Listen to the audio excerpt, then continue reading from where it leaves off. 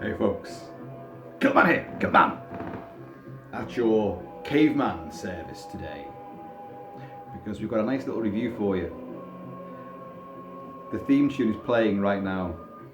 It's a film I didn't really have high hopes of, and many of you, once I've reviewed it, should perhaps accordingly bring your hopes and expectations down a peg or two. And if you do that, you will be nicely surprised by what is delivered, because it's better than you expect. But before I go into any of that, honestly, before I go into any of that, I've just got to say a great big happy birthday to Nick Pierpoint, my oldest and bestest mate from when we were like little microbes. We grew up together. And yes, you're slightly older than me. But it does mean that in a month's time, I'm going to be the same age too. Oh shit. Anyway, all the best, young man. Hope you're doing well. Have a great big lockdown, fantastic day of socially distanced partying, if you can. Anyway, now that's out the way. See you later. This is Ironmaster from 1983, directed by Umberto Lenzi. You can see the grin on my face, which kind of gives away the fact that, hey, this ain't no great Hollywood epic. No, it isn't.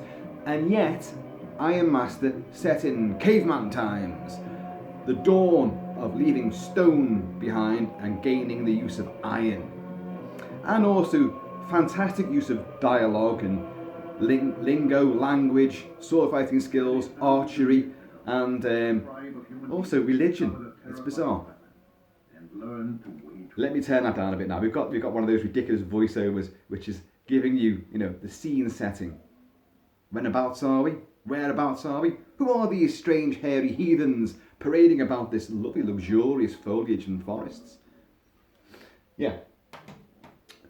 Umberto Lenzi. This is a guy that did cannibal movies and zombie movies, and most notably Eaten Alive, with tons and tons and tons of animal cruelty. Yes, one of those films, sadly. Nightmare City, which was hokey beyond belief. A zombie movie where the zombies, pre the new sort of zombie movies like 28 Days Later and the remake of Dawn of the Dead, his zombies fucking ran, and they used weapons as well, and it was grisly beyond belief, and not very good either. But it's a switch your brain off kind of movie and just enjoy the splatter. But he did Cannibal Ferox. Cannibal Ferox, oh my god. I have discussed this before, not in the review, but in passing I've mentioned it before. And my god, there's some grue and nastiness in that one.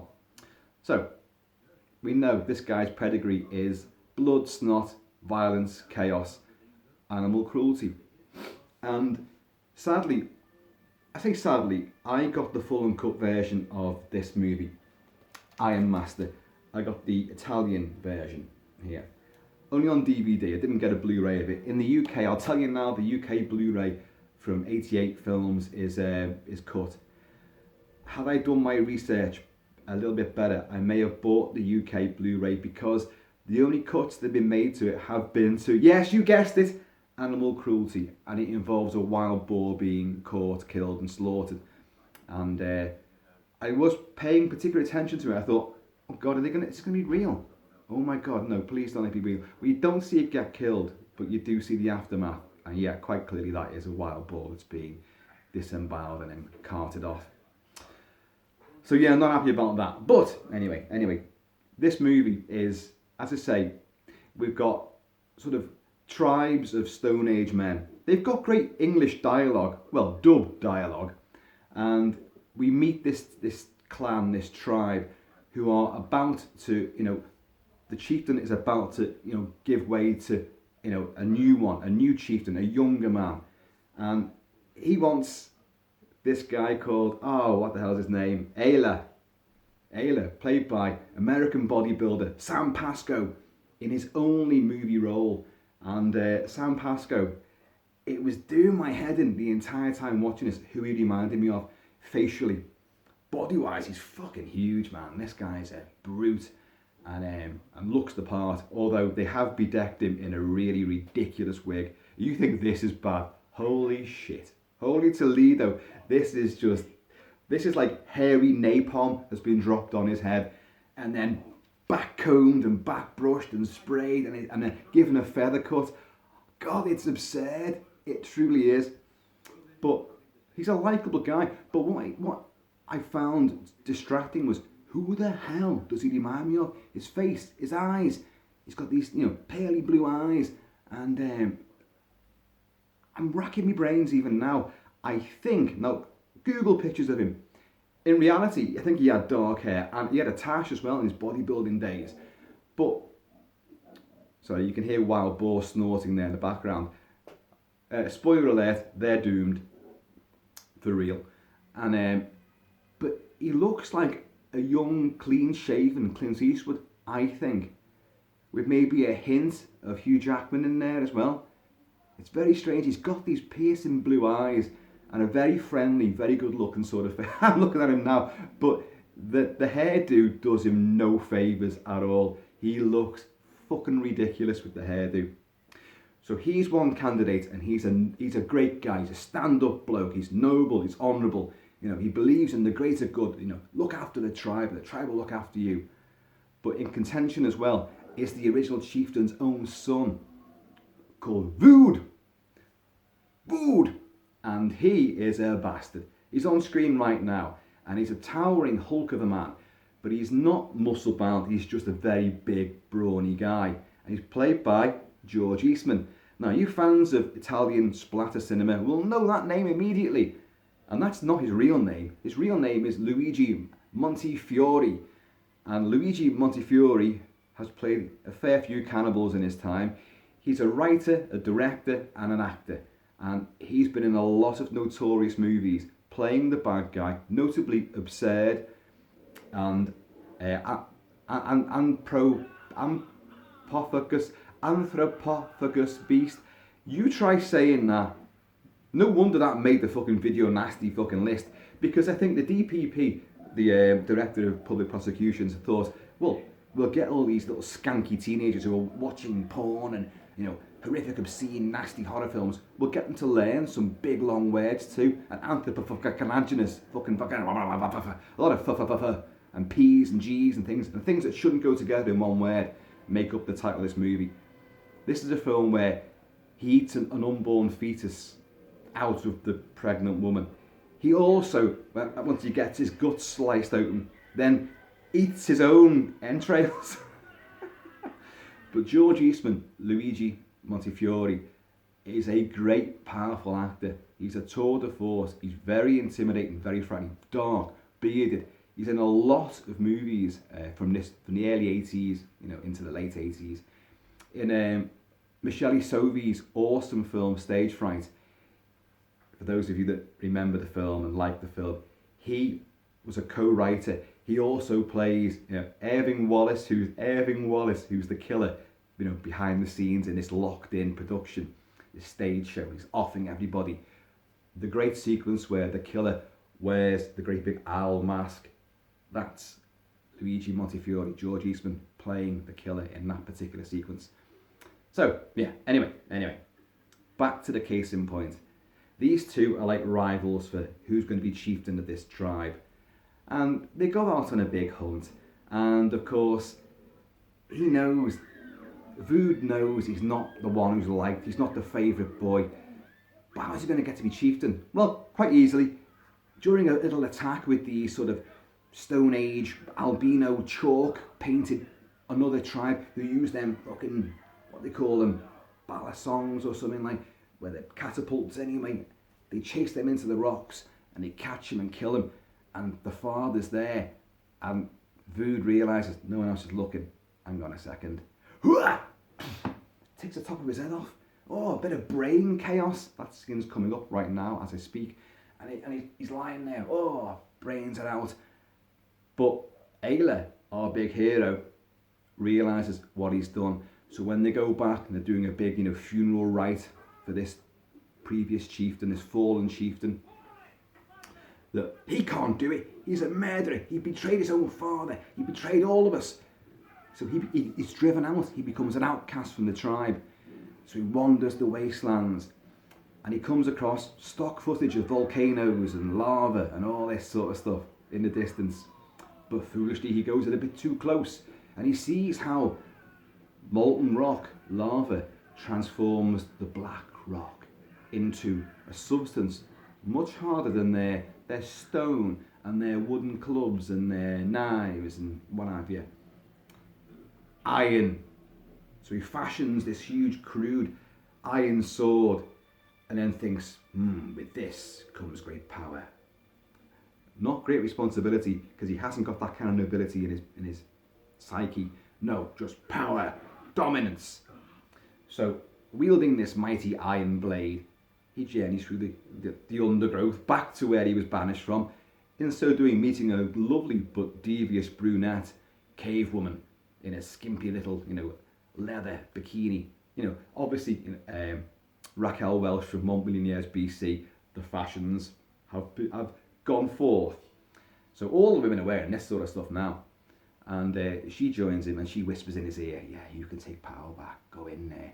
So during the great big sort of ceremonial rite to put Ayla sort of in control, he stands there and says, no, we can't have this, because I have the power of the gods. They bestowed it upon me. So they're talking about gods already, and we'll come on to that a bit more. He wields this sword, Ayla gets defeated, Ayla gets driven out into the wilderness. God, how things turn around so quickly. And in this movie, literally everything spins every 5 minutes. There's action every 5 minutes. There's a fight, there's a battle, there's a skirmish, there's decisions to be made, there's love making, there's not much love making, but it's, you kind of get there. There's women. But there's lots of stuff taking place every few minutes, so you're never bored at all. Ayla then goes out into the wilderness, and he meets these sort of ape men, these troglodyte people, with sort of very, very Mark Chambers, who did the effects work for Planet of the Apes, the original ape masks. They're very subpar for that, but they're not bad. And weirdly, these ape creatures, you can see their little hairy willies. Who put that detail in? Their little troglodyte, todgers are on show. He defeats them, and he manages to meet another. Vood met a woman out there. Ayla meets a woman out there, and Ayla meets what's her name? I did write this down. I made notes. Isa, played by Elvira Audrey. Now, I've already discussed this with a couple of mates of mine. Who do you think's fittest? It's a bloke thing. Do you think that the one that Vood meets, the brunette, is fitter than the blonde that Ayla meets?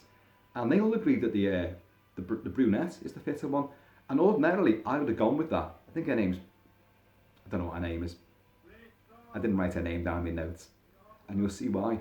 Because normally I go for brunettes. Mrs. Kilt-Man is a brunette. Most of my past loves have been brunettes. But blondes, they have to play a part. And this blonde, I think she's the nicest one. She's adorable. And there's a reason why that is the case as well. I've got a good friend called Laura, who is the spit of this girl. And Laura, she looks just like her. And so I'll make an exception here. The blonde is by far the best. Plus, she's a good girl too. And the brunette's a bitch. So you know where this is going. Ayla saves Isa. Isa then takes him back to her tribe, who live on the coast.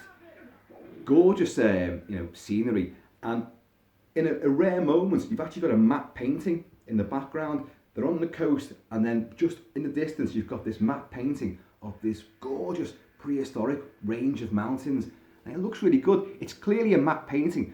But part of the glory of that is that it takes you back to the Ray Harryhausen movies from an earlier age, the glorious 1930s with King Kong, and then obviously into the 40s, 50s and 60s, with all their dinosaur movies.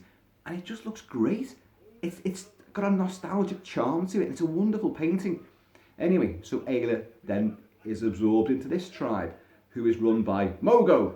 And Mogo is played by William Berger. And William Berger is a great Austrian actor. Wilhelm Berger is his real name. And but he preaches, no weapons, peace, love, harmony. And it's a religion. So not only has this film broached the topic of changing from stone weapons, Stone Age, into the Iron Age, you've got that, but you've got dialogue and society. You've also got like the dawn of religion as well, and because they speak about holy things, and it's not holy to have weapons.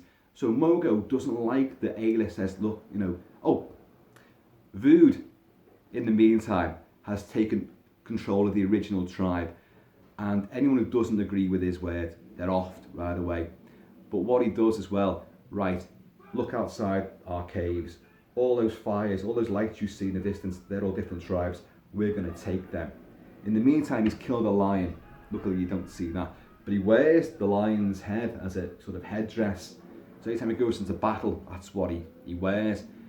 He's got his men to excavate up in the volcanic range, so they're making iron weapons. They're all armed and equipped with iron weapons now. So that they are the best, most elite fighting force, the most technologically superior in the land. And they go out and they attack every other tribe going. Anyone who doesn't, give in to him and pledge allegiance, they're whisked off and executed. The women are taken to be given to the men, and they need more children for the tribe. So what he's doing, and these 8 men keep appearing, but Vood goes on a fucking crusade to kill them all. So you've got the change from Stone Age to Iron Age, you've got ancient dialogues and religions, and you've got ethnic cleansing. They literally are. They're taking out these more primitive troglodyte people who have done nothing wrong. They set a few traps, they do attack, but they come off worst every single time. And he's trying to eradicate them. And but what's his name? Ayla. Ayla knows that Vood will come for Mogo. You following all this? Ayla knows that Vood will come for Mogo's tribe, right? Who live on the coast, and they're peace-loving people.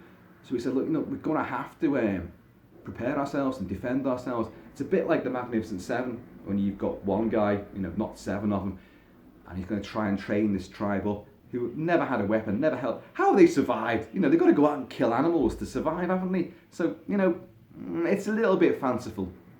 I've just heard myself back there. It's a little bit fanciful. It's fucking stupid, but it's crazily engaging at the same time. It keeps you interested all the way through. So, anyway, Mogo doesn't want to do this. So when they go out on a trip to go and save somebody else from Vood's tribe attacking and pillaging, and they're bringing survivors back, and anyway, Mogo says, look, I can't do this. Ayla, I think you're right. I think you're right in what you say, that we're going to be attacked. But my values are, I will never take up a weapon against another man, so I'm not going to do this. So our ways must change here. We must part our ways. You take over and protect the tribe. I'm off. So poor old William Berger as Mogo then goes off foraging on his own, and he's an older guy. Like, they've all got their fucking long crazy wigs on, like all look ridiculous. But he goes out there and encounters some of Vood's men, and in his naivety they're saying, what are you doing out here, old man? What do you want? He goes, I'm just foraging for food. Just peace, love, harmony, peace, man. Oh, and I don't want any trouble. Well, you got trouble.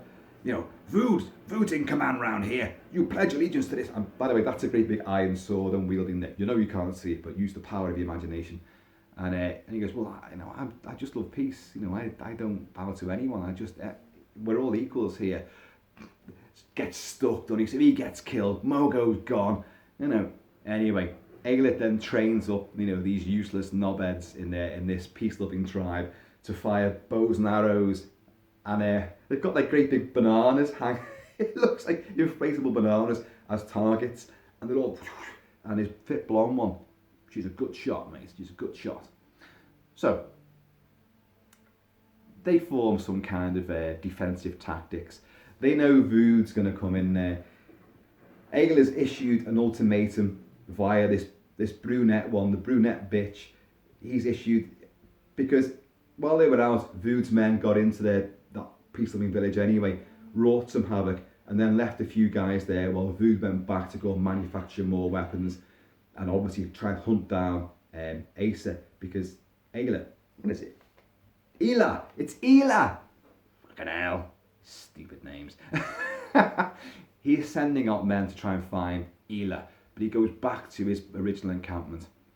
In the meantime, Ela and his men return to the village and commando style take out these bad guys who were there, which is actually Ela's former tribespeople. Take them out and rescue the villagers. And that's when he begins to train them all how to fight back. So, well, let me pause for a second.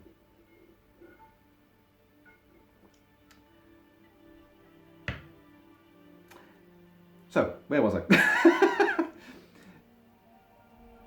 Vood and his men then attack for the big finale. Great big battle. You know where this is going. All these ones who only trained yesterday morning on how to use bows and arrows are now taking out Vood's men left, right and centre and pinning them to the trees and the floor and all that. Like. And then Ela and Vood will have the final face-off, and obviously Ela will win. But in a really, sort of, it's poetic for the film and it works in the context of this story, but it's kind of stupid as well. Like, after they've won, he then decides, like, yeah, Mogul was right. Men use weapons to kill other men, and that can't be the way forward. How is it that he worked that out in prehistoric times, and mankind has done nothing but wage war ever since, and just made more and more and bigger and more powerful weapons ever since? No one listened to Ela, did they? Mogul and Ela, right from the word go, mate, your philosophy was a bit of a clunker.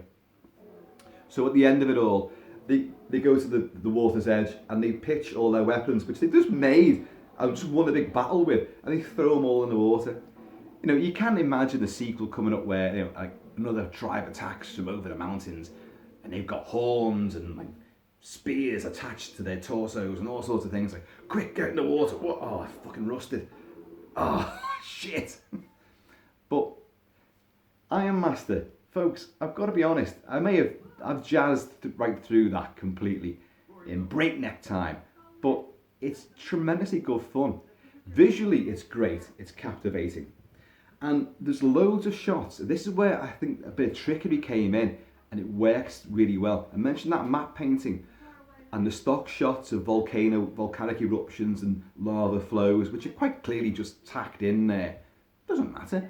There's loads of shots of herds of bison, vast herds of bison prowling across, grasslands and prairies, and you're thinking, where the fucking hell's that? They took that from America quite clearly. That's another stock shot. And then, in the next shot, you'll see Ela and that blonde one running through these herds of bison. So they're genuinely there, and you're like, oh shit, they're actually there. And do you know where they filmed it? They didn't film it in Almeria, in Spain, where a lot of Italian, like the spaghetti westerns were filmed. They didn't film it on some Roman backlot anywhere, Cinecittà. They didn't film it anywhere in Europe. They filmed it in the Custer National Park, the Custer State Park of South Dakota, USA, which is renowned for its massive herds of bison, which still, drift across that landscape. So they filmed it there, and it does. I'm looking at it now. The forests, the mountains, the cave structures, the ravines and canyons, they're gorgeous, and it does not lend a great visual quality to this movie, which, to all intents and purposes, is a hokey little Italian rip-off of, well, for a second there I was going to say Conan. It's actually got nothing in common with Conan at all. It's a primitive movie. It's 1 million years BC, prehistoric women, the land before time, the world that time forgot, all that kind of stuff. The lost world. It's all that kind of stuff. It's not sword and sorcery, and yet there's an argument could be made that the religious aspect, because a lot of things happen when certain people die. There's totems and weirdness, but which you could imagine that primitive tribes would believe it's an omen, it's from the gods, and the whole creation of a new substance, iron, that is treated as, you know, oh, it is a shot of Ela crucified. You know, what, all these films have that. You know, Conan gets crucified. Talon in the awesome Sword and Sorcerer, he gets crucified. And he's the only one that manages to de-crucify himself. Oh, like that. He pulls his hands with the nails out of the cross. Just awesome stuff. I've banged on about Sword and Sorcerer far too often.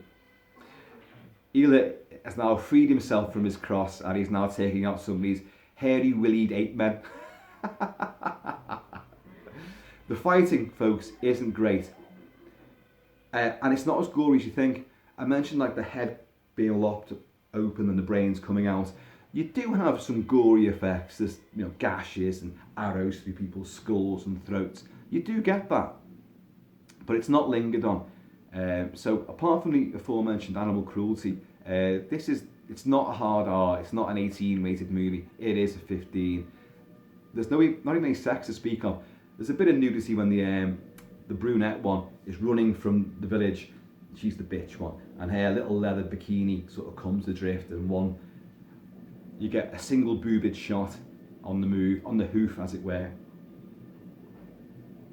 And that's about it. I think the only sex scene you actually see is actually interrupted by a warning call that enemies are coming, and but the fighting, it's the big, you know, clang, clang. I'm not aiming for you, I'm aiming for your sword, and I'm doing that quite clumsily. Luigi Montifiori is fantastic, as ever. He is, for a bad guy, he carries a lot of dark charisma, you know, and that works. Sam Pasco, you know, he's not bad. He's likeable. The women folk are likeable. William Berger, I love William Berger. He's in the film Kioma with Franco Nero. Franco Nero plays the Indian half-breed called Kioma that William Berger's character takes in as he's a surrogate father for him, and the rest of his brothers, the real sons, don't like him, and the whole film as he grows up he's persecuted by them, and it's like a progenitor for Rambo. He even wears a great big red bandana as well at one stage, and he becomes a one-man army taking out hundreds of goons. But when his surrogate dad gets captured, William Berger, there's a moment very similar to in this, and this is from 1974 or 75. Kioma was made, and his surrogate dad's captured, so Kioma has to come out to, like, you know, you want to see your dad again, you know, come to town, and he's there, and William Berger as the dad, who looks older in that than does in this because they've greyed him up and put a grey beard on him, and he's captured there, and he sees his son, the one he really loves. It's not even his own by his own blood.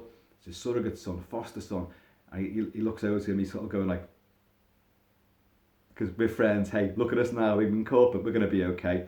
And then right at that moment of, you know, mutual recognition and hey, it's good to see you, he gets stabbed in the back, and William Berger's face goes from like to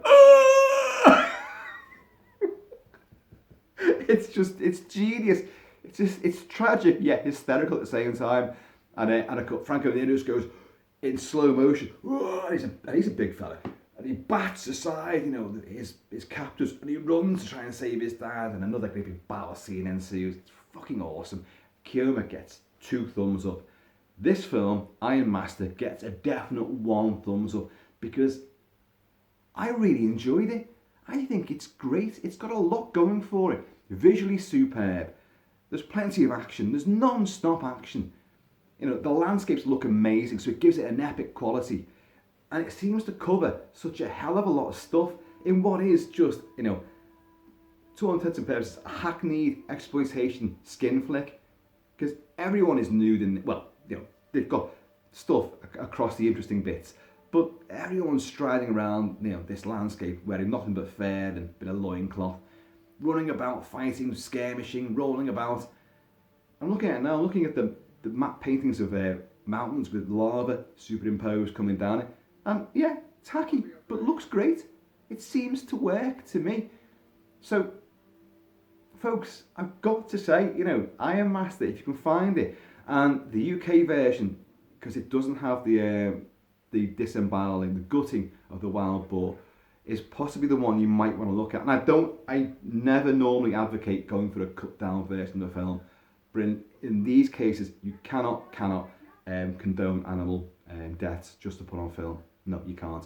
Umberto Lenzi, you did do a fair bit of this. I know that in Eaten Alive, your first cannibal movie, you did use a lot of footage from the Ruggero Deodato's absolutely classic but infamous Cannibal Holocaust, where a lot of animals were killed. You did use footage from that, so you can't get the blame for killing any animals, but you did kill other animals in Cannibal Ferox and that, like, and in this.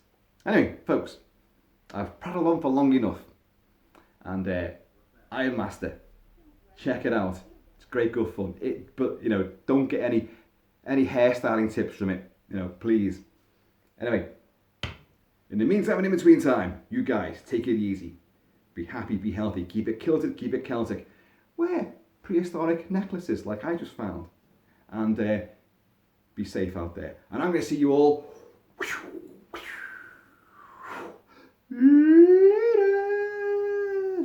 Bow down to the god of iron.